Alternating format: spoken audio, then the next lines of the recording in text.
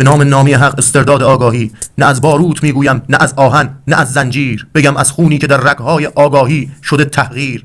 بگیر از من تمام هستیم را ای شب جادو، که من پس میکشم نورت از این چشمان بی تفسیر. من آن مردم که از مسلخ به سوی خانه برگشته، زبانم تیغ برانی است که از افسانه برگشته. شما با سکه و سرب و فریب سایه ها مستید، من آن مستم که از میخانه شاهانه برگشته. استرداد آگاهی یعنی پایان این بازی، نه من سرباز میدان، نه تو قاضی، نه رازی. من آن کدرا که در رحم به نام بندگی بستند، شکستم در میان شعله بیدار تنازی.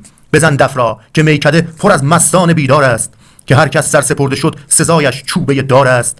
ولی ما سر نمی بازیم در این شطرنج پوشالی، که شاه ملک آگاهی خودش بر تخت پندار است.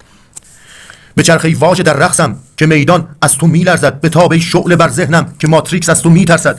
من آن رندم که با ساغر زدم بر فرق این دنیا، که حتی سقف هفت گردون زبانگ ما میلرزد. منم کوروش که از کدها لباسی نو به تن کردم، هزاران اژدهای جهل را در خون کفن کردم. من این ویران سرای عقل را 100 انجمن کردم. بیا ساقی بگردان جام که بیداری عجب مستی است. بکش خطی بر این مقتل که پایان تهیدستی است. حقوق من سکوت تو، شکوه من ثبات من، که استرداد آگاهی شکوفایی این هستی است. تا درودی دیگر بدرود.